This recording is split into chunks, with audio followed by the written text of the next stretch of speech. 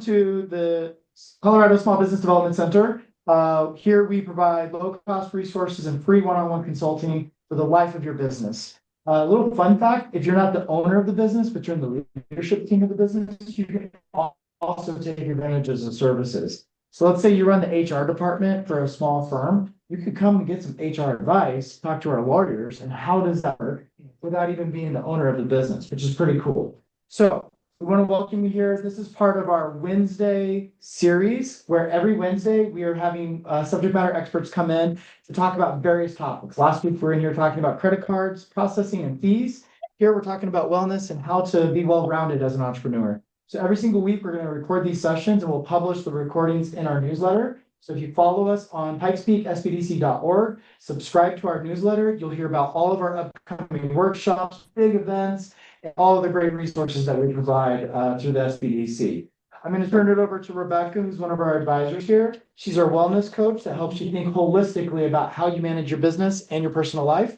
And she's been running these Wellness Wednesday series once a month for us now since last year. So without further ado, Rebecca, take it away. Thank you, Brandon. Thank you, everybody, for being here and online. Yeah, my name is Rebecca Hawkins with Regenerative Workplaces, where I identify and heal burnout individually and systemically in my business. And for the Small Business Development Center, I get to help clients focus at the humans that are in their business, where all the other advisors are focusing on all the other very important parts of the business, financials, marketing, IT, cybersecurity. Brandon brought me on to help entrepreneurs and leaders take care of themselves and take care of their employees. As part of that, I get to host the monthly Wellbeing Wednesday series. This is the first one of 2026. I'm very excited to introduce Dr. Bundukamara, or I should know Dr. B, who I've known for a little over 2 years now. I heard her speak at a wellbeing panel back at the end of 2023. I was incredibly impressed with her work. Wanted to be on her podcast. We got to talking. I got to actually do some work with her and her team and her employees as well. And she's just an incredible powerhouse with an incredible. So she runs an organization called Mentally Strong, which she will tell you all about, a little bit about her story. The arc 10, 9, 8, almost there. Ask them to mute But there. if you, as a business owner here in the Pikes Peak region, have stress, burnout, overwhelm, feel free to contact the SBDC to ask for a free advising session with me, and we can get you plugged into resources in the community as well. Thank you so much for being here. And As you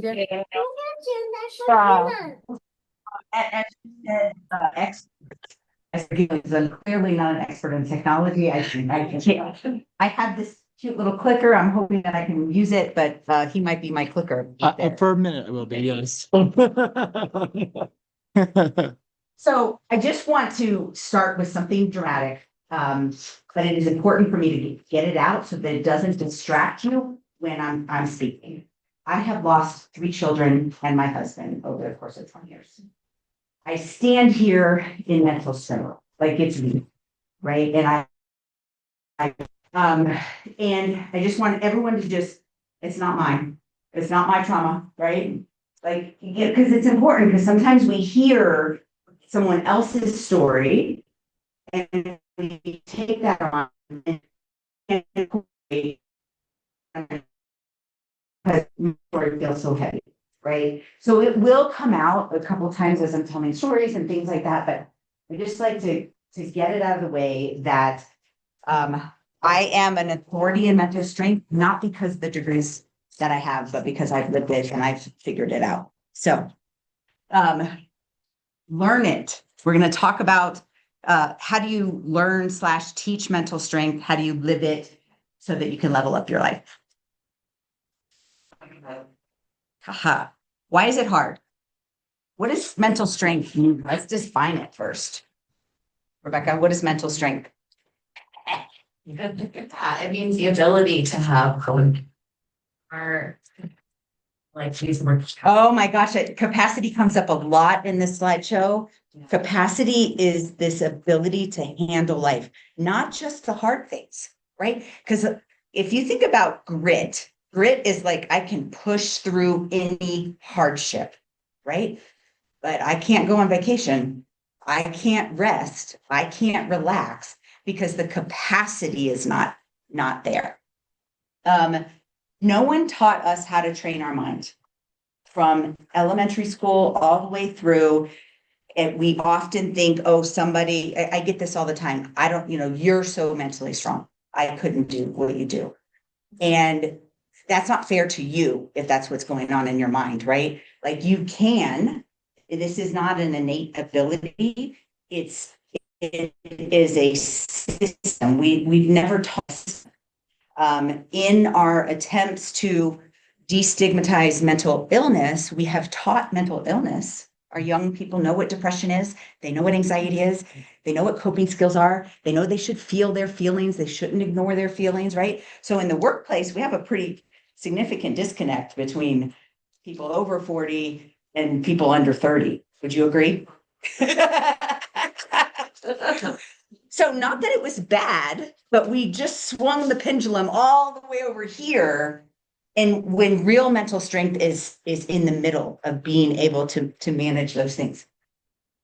Most solutions are treating symptoms, right? Somebody feels depression. Their coping skills can't handle it. They seek someone else, right? To help them with that symptom. But we're not addressing the system of, we have no idea how to build mental strength.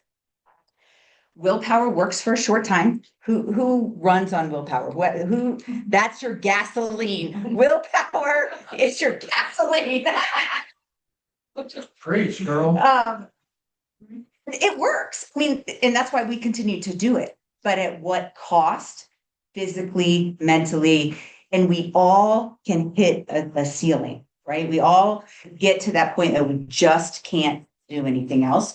And, we used to use this term nervous breakdown. Nobody uses that anymore. That's, not correct in the world of psychiatry and psychology. We give an actual diagnosis, but we all have this threshold of where we can't take it anymore. And you can imagine, I've been there, right? Losing children is probably, or I believe is the absolute worst thing that could happen to you, right? And to have that happen over and over and over again, like, obviously, I got to breaking points. And if you want to see it in live, I do have a documentary on YouTube, the raw, ugly truth of what that actually looks like. And then life keeps changing the rules. Do you feel like that? Like when you feel like you've figured it out, like, okay, I know how to do this. I know how to talk to my young employees. And then it changes. Either a law changes and you're not allowed to talk about that anymore at work, or, like just things change and the system that you thought you built doesn't work anymore. Who agrees with these things? Like, I agree. It's hard. Yeah. It is hard to confidently say I'm mentally strong. I think most of us are surviving and we're doing it. And we should be proud of ourselves for doing it. But what is true mental strength? Mental strength is not a trait. There are personality traits that might display outwardly mental strength a little better, right? But true mental strength, it takes a system. So if you were to compare it to physical strength, there's some people that just have an athletic build, and that's how they're built, right? But if they ate shit and didn't take care of their body, they wouldn't look that great either, right? Mm-hmm. And then there's some people that maybe you don't necessarily have an innate, athletic build, but if you worked out and ate right, and you could have, more health or physique that looked strong, right? The same is true of mental strength, but from an outward perspective. Outwardly, it looks like some people are just mentally stronger. And what happened with the anti-stigma is we said, well, it's, the truth is those people are not actually telling the inner truth. They're only presenting the outer truth. And so now we have in our younger employees, and, if you're old enough, your children, right? They feel comfortable talking about this inner dialogue, but then there's no structure for that inner dialogue, right? It doesn't go anywhere. Or they don't know how to make it go somewhere in a positive direction.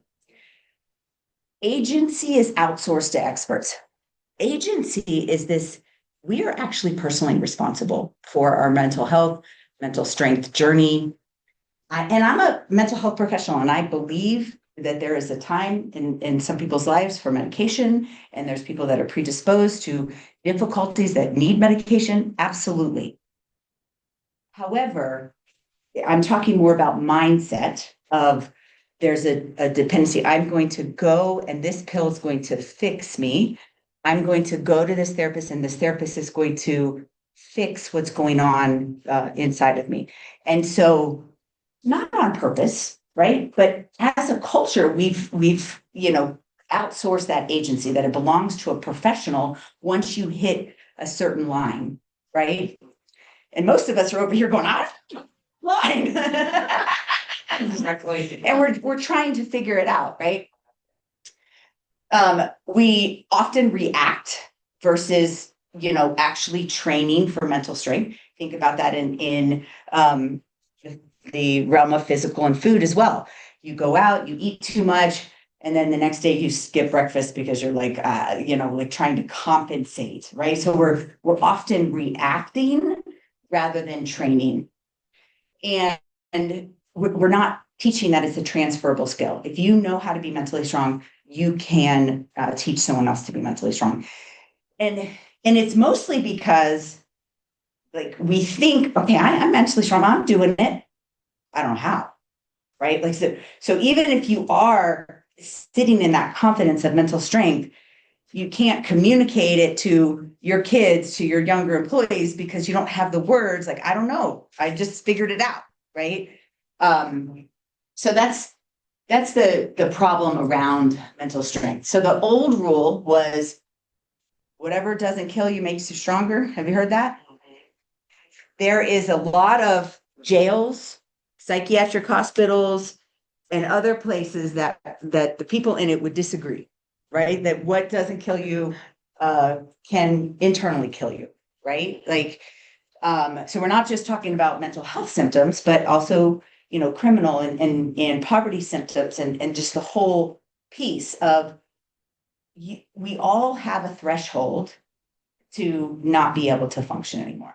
And so if we don't know how to survive those things, if we can't just push harder, time fixes all wounds, that's another one. That is, if I'm allowed to cuss, that's BS. Like that is not true. And actually sometimes time increases the pain. Like you think about losing a child, at first you miss them for a month and 2 months and 3 months, and now it's been 5 years and I haven't connected with my child for 5 years. It's a different kind of pain. It doesn't actually go away, right? And so to tell someone who has had that kind of trauma or has been raped or, whatever the story is, the time by itself does not fix the wound, right? And if you're struggling internally, you're failing. Who has that narrative? If you're honest, and we show up, and especially women, we show up for everybody else, for our kids, our spouse, our employees. Everybody comes before us, but then internally struggling. So the new rule is you can actually train it. Capacity grows internally. So not only a capacity for hardship, because one part of the hard part about sharing my story, I'm very open and vulnerable. So it's not about sharing. It's about oftentimes nobody wants my story, right? So I don't want that kind of capacity, that thing that you heard as a child, or if you grew up in the church that, God doesn't give you anything you can't handle. And you're like, God, I don't want to handle that. I'm not going there. Right. But capacity for life, we're supposed to be enjoying this game we're in, right? Who's enjoying it fully? And talk about some of the choices that you've made to make that conscious decision. It's probably easier for me because I'm an optimist. Mhm. So I see things through like the lens of positivity, and also, you might call it naive, but I know what people are, but I choose to see the good in them. And so if I walk around the planet thinking everybody's got bad intentions, it would be easy to fall into a trap that everybody is negative. But if you just choose to see the positive side of people, whether you know that they're not or not, they are or not, it helps me cope with people Yeah. a lot better. Well, and you notice how he started with, oh, I'm innately an optimist. But what is the actual story he was telling? Did anyone get the word that was different? He's choosing. Right. We can all actually choose, right? And we get in this mindset of, and I'm guilty of it too, especially like I work in psychiatry. We take Medicaid, so we take people who are in, multiple poverty type situations, usually generational trauma as well as their own trauma, right? And it's real easy to like give an excuse of, well, that's just how they are. They can't choose to be positive. Like there's been too much. And you do have to be gentle there, right? I mean, I'm not saying, but wherever someone is, and this is for you, for your employees, like, can you take it just a step up? Can you level up from where you start? So the real question that we should be asking ourselves is, how do I increase capacity? Who goes on a vacation and then comes back from the vacation and feels like they need a vacation from the vacation? Stressful. It's because we haven't found a way to have that all the time, filling our cup. And then we go and then we're like, well, I want to do all these things. I want to have fun. And then you didn't give yourself time to relax. And then bam. And I do this all the time.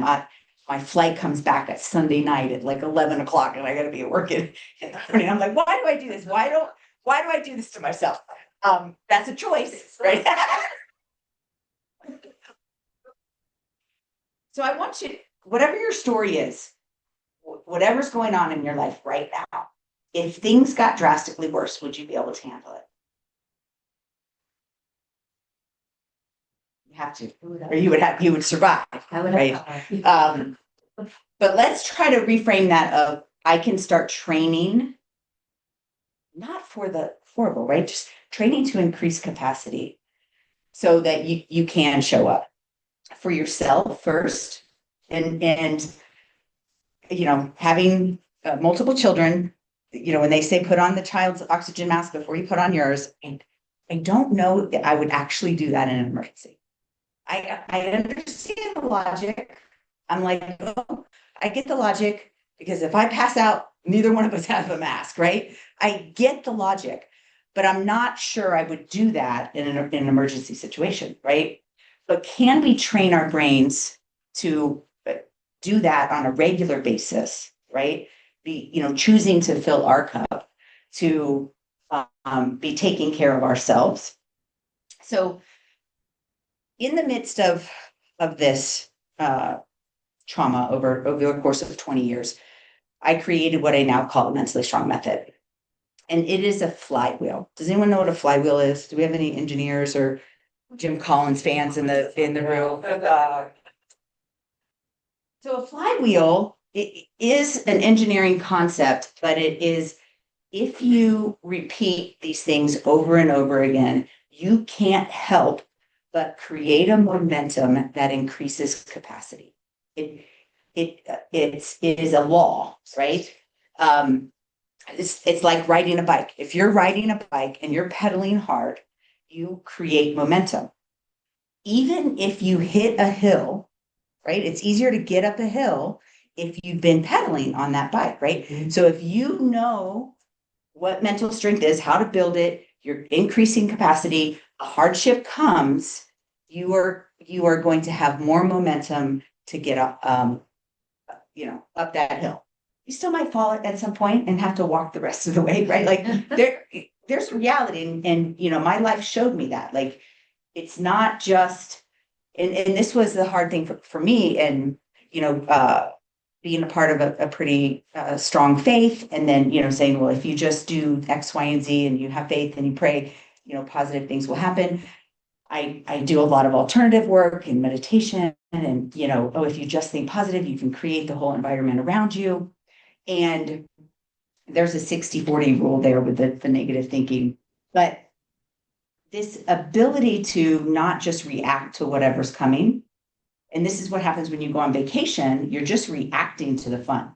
You're like, oh, I'm in a new place. I want to have fun. I want to go do this, and you're reacting to that and you're not actually resting. And so then you come back and you need that rest from it. So mental strength is teachable, trainable, learnable. We need to know that as individuals all the way down to our children, right? And begin teaching that. So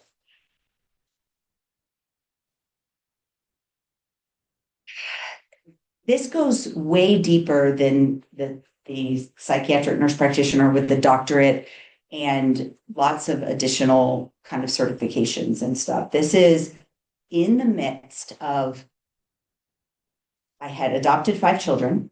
I had 2 biological children, a spouse, and I've always been a working woman. One of my adopted sons died in a drowning accident.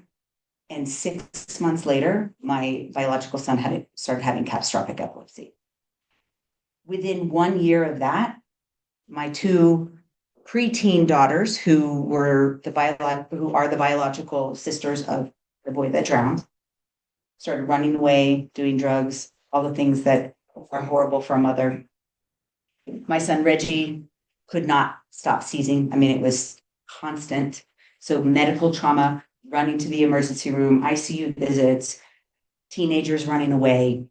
And all of this was going, and I have coping skills. I went to school for this, right? I was using my coping skills, but I was not getting mentally stronger. It was beating me. So this was created with the knowledge already that's out there that didn't work in the midst of those things. I've written several books. My documentary, Strength and Vulnerability, is on YouTube and really shows the raw grief that happened after losing my 3rd child. So I'm telling you the story. I'm in the midst of using all my coping skills. I know what to do. I'm researching the reasons that my child is seizing. I'm taking him all over the country to specialists that, promise to heal him with hyperbaric or this or that, or take this supplement, thousands and thousands of dollars to try to treat him. The geneticists finally found the disorder, and it was this very rare thing called DRPLA, dentropapillonian atrophy, where the inside of his brain was dying from the inside.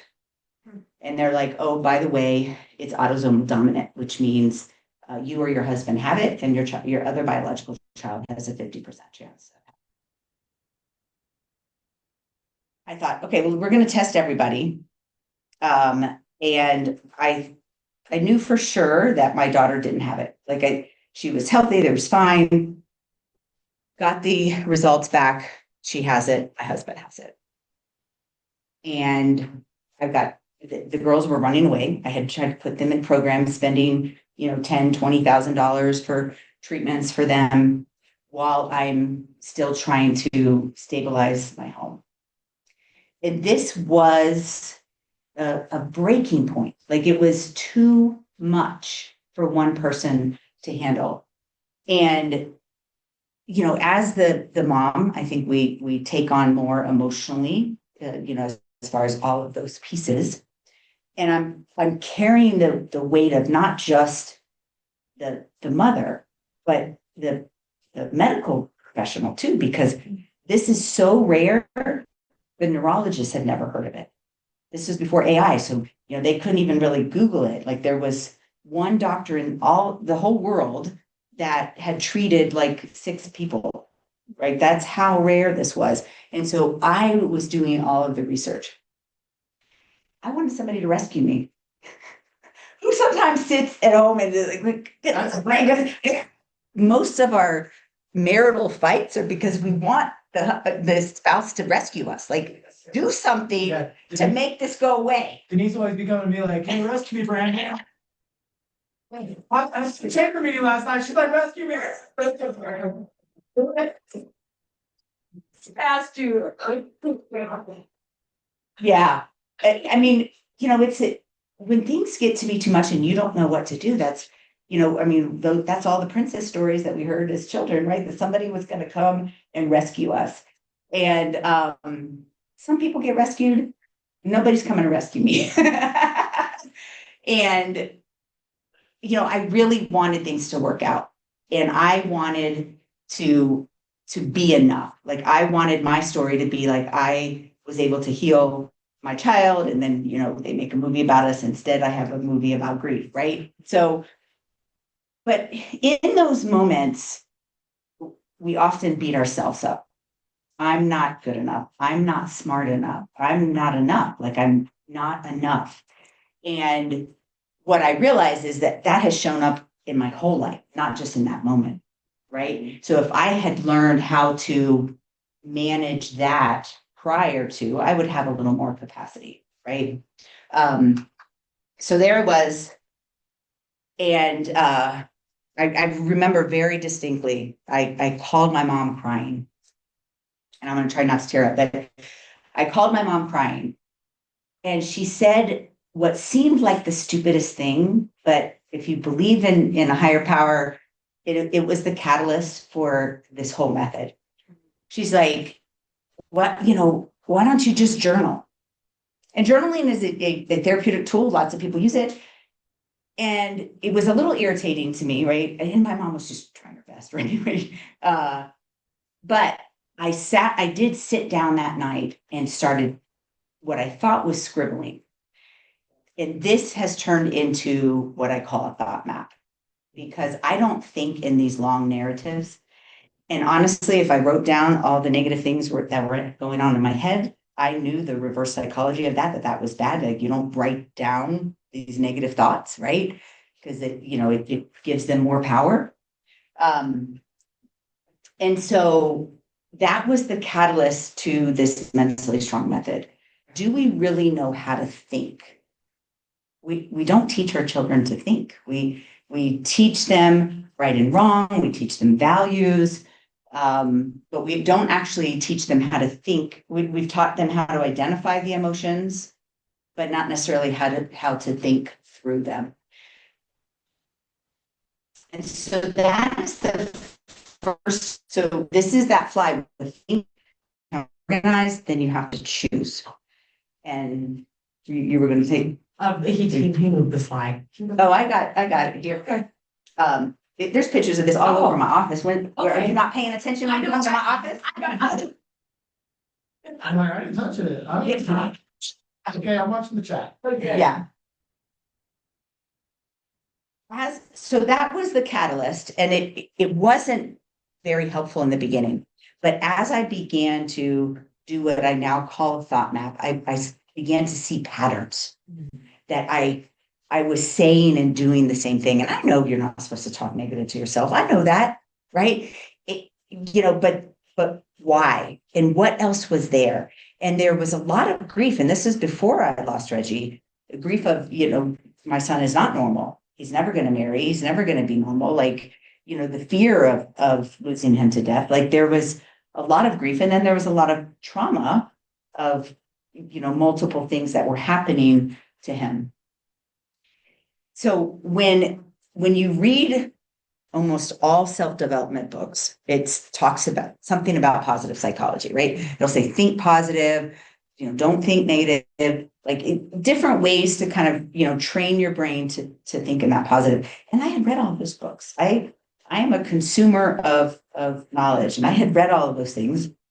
But I just kept hitting a wall. And then I realized that this needs to be organized. Not everything is just thinking positive. And there's actually kind of a 60-40 rule in negative and positive. Like if you are trying to see, I'm a perfectionist, type A, right? If you're in this room, you're probably type A too. But like, if you tell me to think positive, I'm trying to think positive 100% of the time. Right. And it just wasn't possible, because then how do you think through the real negative things that are going on in your life, right? And then, when someone tells you if you just think positive, more positive things will come to you. And that's not realistically happening, right? And so there's this 60-40 rule that if you can think positive most of the time, 60% of like you will have more positive things coming your way, but you're still going to have real life negative things coming your way. And how do you build capacity to handle those things? So organization was the missing piece. And this is, I'm trained in cognitive behavioral therapy. Cognitive behavioral therapy talks about like the way you think has everything to do with the way you act, right? Like if you think positive, you're going to act positive, right? Like, but there's a missing piece in there. Like, what about all this stuff, right? What about all the stuff? And that's that organizational piece. And that was an aha moment, probably 5 years after first aha moment of the thought mapping of like, this is great. I'm getting it out there and I'm choosing, but what do I do with all of this stuff? And how do I organize my brain? And so this is when the different categories started coming up. Because you notice that these are the different categories that I encourage people to put their thoughts into. Negative thoughts is there. Obviously, we should be working on our negative thoughts and trying to produce positive thoughts. But there's also things like trauma and grief and triggers. This is another thing, we have a generation that wants us to respect their triggers, right?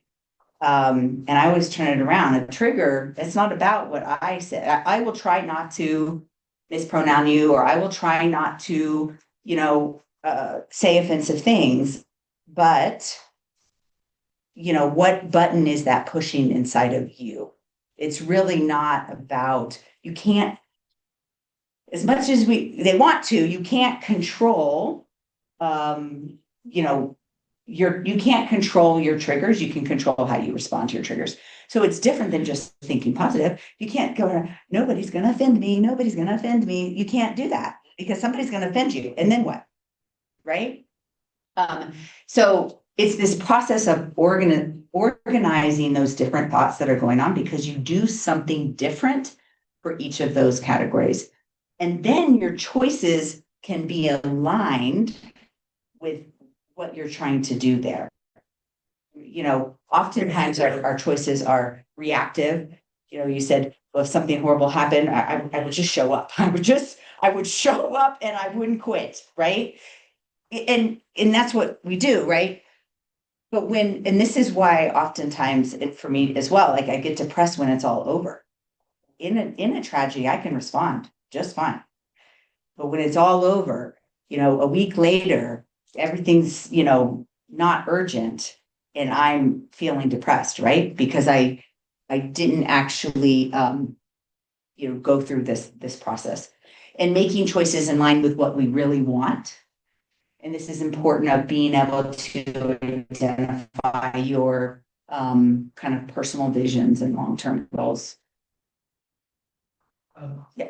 Before you move on, Mhm. can you do me a favor and just maybe tell me what you just said, but speak to me as if I were a stressed out entrepreneur with 3 employees and accounts receivable and not enough money to really pay all of those right now. Yep. But I know I've got some revenue coming in and I'm just a little freaked out.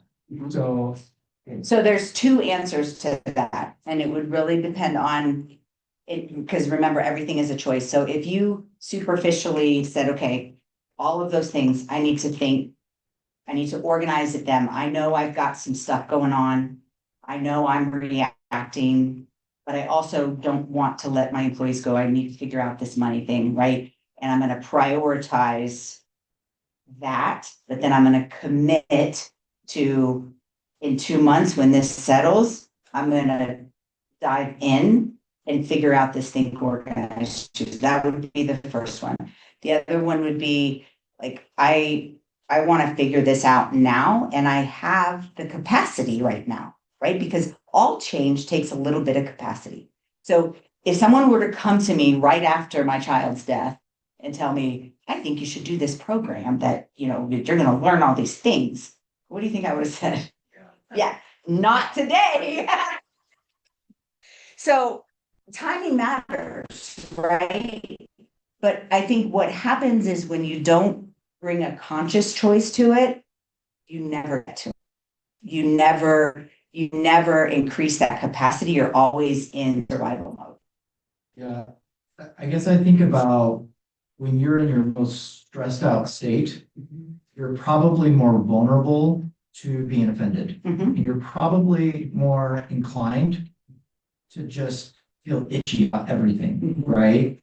So all of your advice is great. And I think it just, we need to keep it in the context of like, as a business owner, there are times when the weight of that business is going to be on you. Mhm. And now we're trying to practice these principles that you're saying, which is, hey, you can't control what people say or do to you. You can only control your reaction to it. So now you got to remember, yes, you're stressed out. That's not the rest of the world's problem.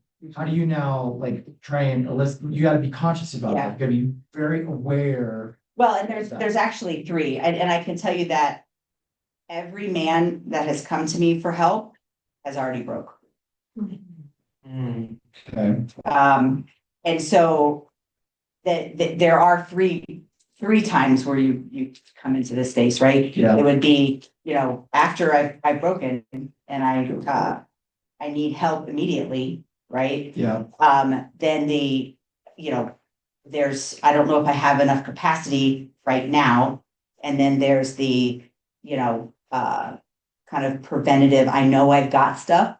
I know this is chronic, and chronic stress is a huge problem in this culture, right? Yeah. Most of us are under chronic stress.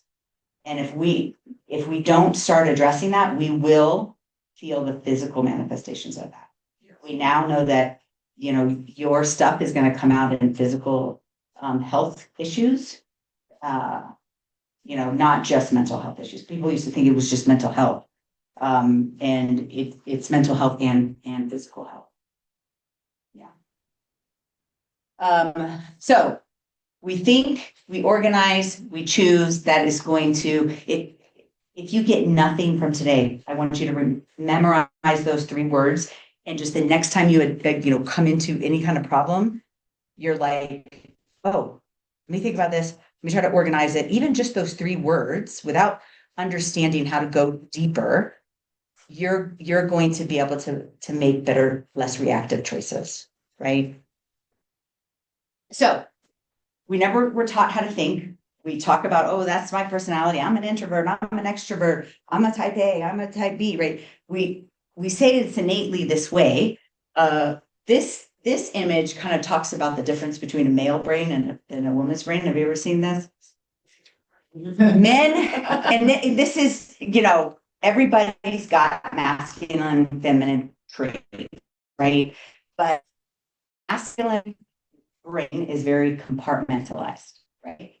They have everything in their little boxes, and the boxes don't touch, and there's not a lot of emotion going from one thing to another. Now, if you have a close relationship with a man and they're vulnerable, they will open that box and discuss that box, but it's not actually connected to anything else. The women's brain, on the other hand, is this one. Who identify before I even explain it, who identifies with it, right? Like everything is connected. Everything. So, our husband, and this is why like husbands are like, oh, well, you always bring up this, and this. It's not that we're trying to hold negative things. It's that there's an actual emotional connection there. So neither one of these things is healthy. And I think a lot of times women in business are trying to show up with a compartmentalized brain, but they don't have a compartmentalized brain, but they're trying to show up with one. We are kind of taught that this is healthier, that this compartmentalized brain is healthier. But I can tell you the worst PTSD cases are men. Why? Because they hit the threshold. There's only so many boxes that you can put in there without touching. And once it explodes, they go from this to this. Now, we were born with this. So we've been dealing with this, since the beginning, right? But for a man to go from this to this is devastating. They can't handle it. And so neither is healthy. Compartmentalizing is not healthy, and everything emotionally connected is not healthy. And this is why the organization is important. We're not minimizing the fact that we are more emotional beings. We just are. And we can honor that and still have it organized. And this was never taught, right? We have been taught behaviorally how to show up, right? Like, this is how you act, this is how you show up. Yes, you can tell us what your emotions are, but you can't really, not too much, like there are limitations to that. And just even socially, like if you're too much, then people don't want to be around you. If you're too cut off, then they don't trust you. Like, what's the happy medium, right? But learning this system of thinking, organizing, and choosing. It is trainable. Let's see if it goes to the next. All right. Oh, see, I pushed it 3 times, so then it went forward 3 times. So what is inefficient thinking? Like, can you give me some examples of inefficient thinking? We all think, and we probably think we know how to think. But what are some thinking patterns that are inefficient? Thinking too far into the future, too many of the what ifs. The what ifs, yep. What else? Ruminating. So ruminating is a medical terminology, but it basically means overthinking, right? Did I She does. Oh, she got it on the screen or in the chat. overthinking. Okay, yes. Rumination is actually creating a negative neural pathway in your brain, right? So you can think too much. It is a fact.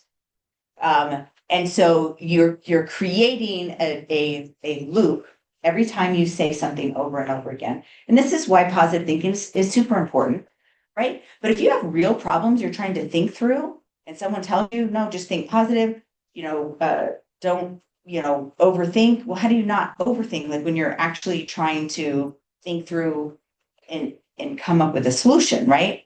The overthinking, this is why the flywheel is important, and understanding what a flywheel is like think, organize, choose. And if I had to put percentages on them, you'd be no more than 30% thinking, no more than 30% organizing, and at least 40% choosing, like an action, right? Mm-hmm. Because action creates the momentum. And and this is, if you're an overthinker, you often think, and then you try to take an action, and then you overthink that action, and then you're like, well, that was not the right action. And then you go back and forth, and then you stop doing the thing, right? And so you're not doing that loop. What about our avoiders? Is that helpful? And men are born in this space, and this is why I said all of the men that have ever come to me are already broken, right? Have gotten. I don't think any human is broken, but they have got past the breaking point, right? Because they tend to compartmentalize and avoid, right? So we feel it. We want to address it. We overthink it, and some people avoid.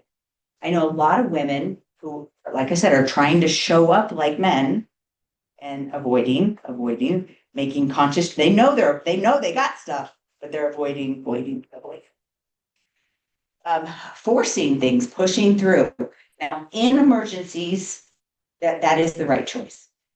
But we are not in emergencies our whole life. You have to identify when that forcing is necessary and when it's not, because not everything is necessary.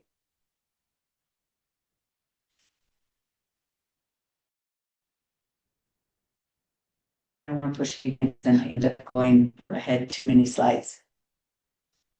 This one already went.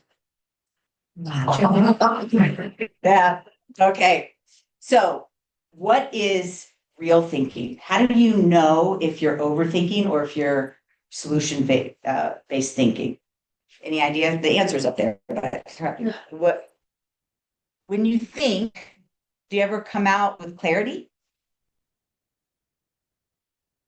If you come out with clarity, that was efficient thinking. Yeah. Right? Like, so there's times in your life that you've done that, right? Like you think about something, oh, okay, I get it now, right? So just know that when you're thinking, that is your goal, right? Because a lot of times we don't have a goal when we're thinking, we're just thinking. But if you're like, okay, I'm trying to get clarity, and that's why I'm thinking about these things, even if they're negative things, right? Like, I'm trying to gain clarity so that I can make a choice, right? Think, organize, choose, just on repeat. Regulation over reactivity. We often outwardly regulate ourselves, at least in public. And this is why they say, oh, your spouse knows the worst side of you. Because we get home, and this happens with children as well. And this is why to get like an ADHD diagnosis, you have to have the symptoms in more than one location. So if you're like, my kid cannot do their homework when they get home, they're, emotionally dysregulated, all of these things, and we send things to school and they're perfect at school, it's because they get home and they feel safe to show that they're actually dysregulated. And so they're screaming for, please regulate me or help me regulate. And so regulation over reactivity, even internally. We've been taught externally, but not necessarily internally. So thinking, we learned about the inefficient thinking. We learned about what clarity comes with thinking, efficient thinking. Writing does help. Getting things out on paper helps. Making commitments to yourself in writing helps. Any kind of action stops the noise. Okay. And this is why, and this, I was just talking about this before, like, I follow people like David Goggins and Andy Elliott, and they teach about mental strength, but it's all about motion and physical. Like if you go to the gym 7 days a week and you pump it really hard, you'll be mentally strong. And I'm like, until you break your leg, right? Like, I mean, I'm saying, like, that works until it doesn't, right? It is a very effective coping. But if we don't really know why we're having difficulty self-regulating, exercise, movement, these are great things for self-regulation, but they are a coping skill. They're not a fix the root cause thing. But writing it down helps that motion of stopping. And then we go into organizing. That gives you that raw clarity. You write it down, what's going on in your mind. And then the organizational piece is the structure. What structure am I going to create so that I can have stability? So organization turns the mental noise into capacity. I'm going to have to really speed it up here.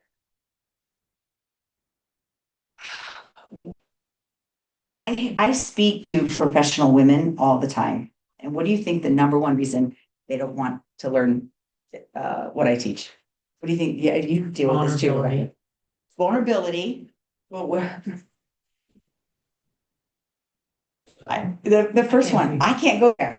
I know I got some, but there's a fear of collapse. And we see this in the professional world.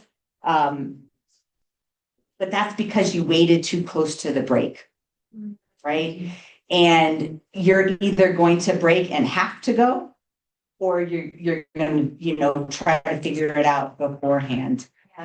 Make space and time for your wellness, or you'll end up making space and time for your illness. Yes, you will. You'll be forced. Yeah. Right. So now you have a choice. I get a lot of, well, there's nothing there. And this is men and women. And I think sometimes, and this happens a lot with me because my story is so dramatic. I have a girlfriend and she's like, I had a pretty good childhood. I don't have anything, and it's not, but I see the chronic stress, right? So there's something there that can increase in capacity. So it's not just for like, there's a little bit of avoidance there. And it's also measuring like, oh, well, I don't have trauma like such and such, so I don't really, need mental strength. I'm doing okay. But, are we able to teach our kids? Can we lead our employees, right? Like in that kind of space. If I slow down, I'll lose momentum and you're making it worse. and I can tell you, talk therapy doesn't work. And talk therapy absolutely can make it worse. And so you do have to be careful in that space of, can it make it worse? We all want to show up like this, like we got it all together, but it doesn't matter if internally we don't have it together. If we don't feel confident to say that I'm mentally strong, I'm finding capacity, I'm finding joy. If you can truly take your power back, the intensity of the things that do impact you decreases over time.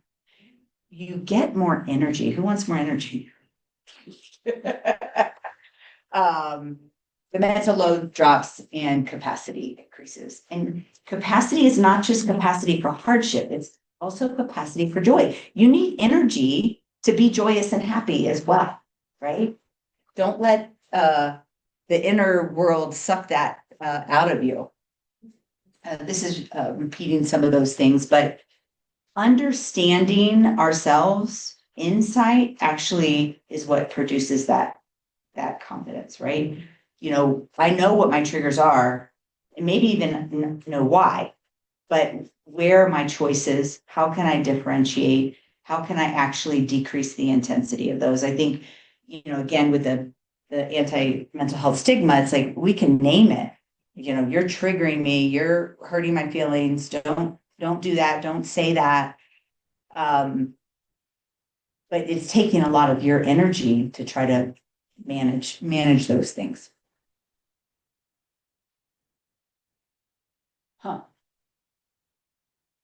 Think about that organizational piece again. And I want you to think about all the things going on in your life, present, past, everything. It's like a yarn that you undid, and then your kids or your cat got to play with it, and now it's like all enmeshed. It's enmeshed, and it's not usable. Yeah, you could cut some pieces out of it. You could get this ball of yarn to do some yarning stuff. But if it was like this, you could use all of it, right? And so learning how to untangle, and so in the Mentally Strong method, we're learning how to untangle. For example, grief. They have taught us that grief is 5 stages and then it's over. And if it lasts more than a year, you're not normal. The problem is not the grief. The problem is that it's enmeshed with something else. It's enmeshed with your negative thoughts. It's enmeshed with some anxiety. It's enmeshed with an injustice. Or maybe, like in my case, it's enmeshed with trauma. Like it is traumatic to go through what I went through. And if you try to tell someone who's lost a child, oh, you got to release your trauma, I'm not going to release the grief of my children, right? So it is different. How we deal with trauma and how we deal with grief is different. So we're going to organize it to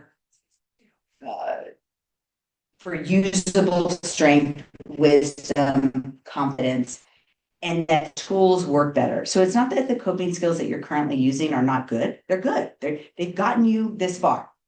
And they will work better if you understand how to build that internal capacity through that think, organize, and then choose. Like at least 40% of this, because people are like, oh, I'm thinking. Well, no, it's got to be a flywheel. There's got to be momentum in all of the categories. What kind of things hold people back? It's officially 1 o'clock. If you have to leave, you can.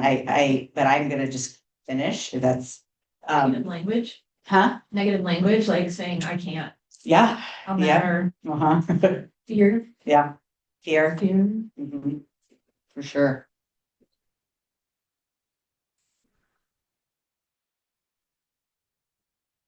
So Fight, flight, freeze. Who's experienced one or all of the above? What percentage of time are you not in that space? In one of those spaces? When you sleep.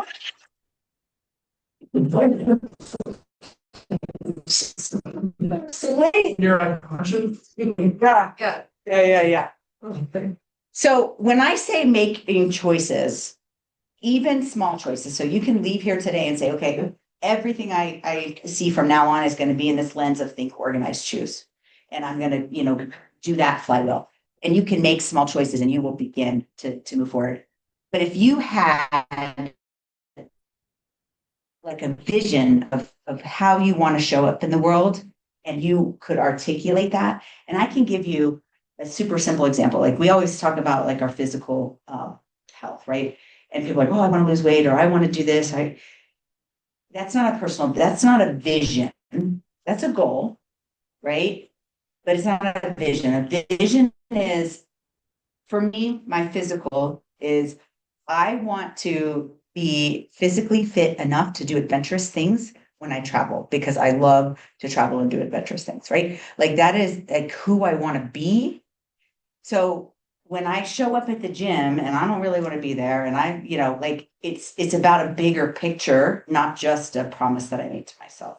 So when you think about your choices, there's levels of choice. There's this choice right now, but who do you want to be, as a parent? How do you want to show up in your mental health space? I want to confidently say I am mentally strong and do it with true vulnerability, not just grit, right? Making choices aligned with that. And there's that flywheel again, that's all over my office. I'm sure I already have a picture. Yep. Momentum builds, momentum builds, momentum builds. The more you do it, the more you practice it, just like the more consistent you are at the gym, the more it's going to accelerate and increase capacity for you. So to say I am mentally strong, this is something that is important that you understand that joy and pain can coexist. We think about mental strength or happiness and joy as like this place that we're trying to go, but right now we're in pain and they can coexist. And that's important as you're, on this journey of mental strength of like, how do I allow joy? You know how many moms I work with who have lost a child that are like, I won't. And I have to lovingly say, then that's a choice, right? And so, yeah, I'm not denying your pain. Your pain is horrible, but the joy and pain can coexist. Resilience is showing up anyway,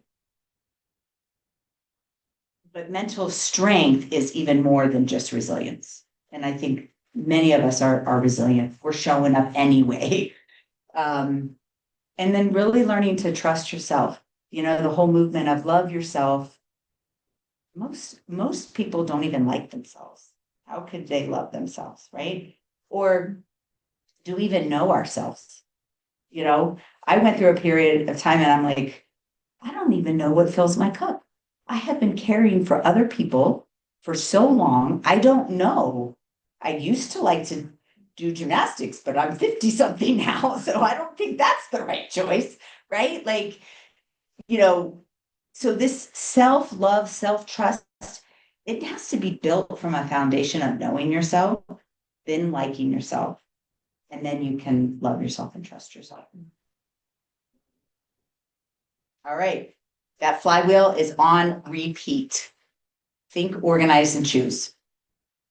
What'd you learn today? Oh. I don't do well on the spot. Fair. I thought about the long vision and who are you becoming. That made that really related to me and setting those small goals.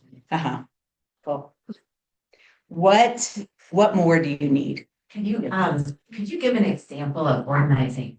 Yeah. A practical example of what that actually looks like particularly for like Brandon's example of a business owner who's stressed about 500 things at once. Yeah. So for example, at work, we brought in like a health coach to be a guest speaker. And somebody was offended, walked out and was like, I can't work here. This, you're triggering me. You have created, a hostile work environment, right? Like, and this person struggles with an eating disorder and is obese and has struggled with that her whole life. So was it really me, right? So first I have to check myself because I had an eating disorder in my early 20s. I've struggled with weight, not to a gross extent, but so I had to first check myself of like, okay, what is, because your first response is these young people, like, you know what I'm saying? Like, that's your first response. Like, They talked about Gen Z. Yeah. At our training today. Yeah. And so that, my first personal reaction was very negative towards this person. Like, that's their problem. Right. Mhm. And we could, we could all agree, we know what she's not organizing. Right. But as a business owner, what are my personal triggers? Right. So for me, it's like, I'm teaching mental strength and this employee doesn't get it. So I must not be displaying it properly. I must not be living it. I must not be creating a culture around it. Right. Like, and then I had to, address, and this is important. So one of the organizational pieces is behaviors and choices. You got to own what's yours. Right. And I have a fear of confrontation. I don't want to hurt his feelings. And I knew exactly why she was reacting like that. Right. And so first checking yourself and putting like, what is my reaction here? And work through that before you address someone else's reaction. Right. Because we're quick to say, well, we're in charge. We can't, again, this is the culture we're trying to set. And you're, like taking a step back and organizing how that triggered you as a person. And I think that happens a lot at work, right? Like, where we are, and we can't control other people, but we can show up for ourselves. So I expected that person to gain something from that and want to make more positive choices in their life, right? And that was my intent of bringing in this person, right? And it backfired. Or did it backfire? Like it's an opportunity for me to grow as a person in my ability to communicate, my ability to not react internally, right? What the right steps are for your business is a different conversation. So people have asked me, I do corporate packages. And they're like, I want you to come in and fix our young people. No, I start with the leadership. We do 90 days with the leadership. Like you've got to know how you're showing up. And then we can teach them, right? And then you can decide what your culture is and who you like. I'm not saying it fixes everybody, right? But we have to start with ourselves. The same thing with kids. People bring me their kids all the time. And we do medication management. We will, treat children, but we're not going to be successful unless the parent is going through the program. We're just not. Like you can't. And it's not that there's something wrong with your parenting. It's that if you can't communicate this, the ability to think, organize, and choose, how are you going to, have that as a standard in your home? So it's not. There's something wrong with the parents. Like many high functioning adults have children, with some pretty significant problems, right? I do have a program. You guys have, I know you have a place to go. I can see. I do. I I leave in like 5 minutes. Yeah. So let me just tell you, I do have a 90-day mentally strong mindset capacity development program that is based on all of the things that we talked about doing that think, organize, choose every day. The program itself is worth way over $5,000 because it took 20 years to develop it, right? Like it is based on all of my traumas. And what the professional community and the self-development world did not do for me. I've already clicked the thing, it's in the right place over here. But it starts with you, right? It starts with the individual, and I will work with families, couples, but it starts in a small place, and then we can go into impacting your family, your teams, and hopefully the greater community.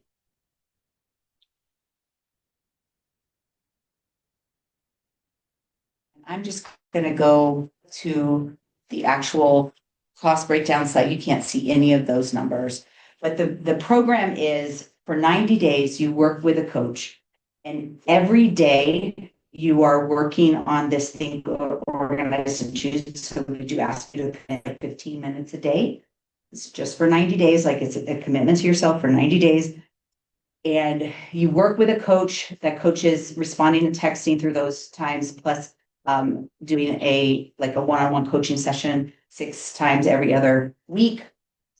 And you develop your personal vision. You leave with an actual plan of how I'm going to incorporate this for the rest of my life. Like it's not just a problem solver, although it will help you solve your current problem, but it is a thing for a lifetime.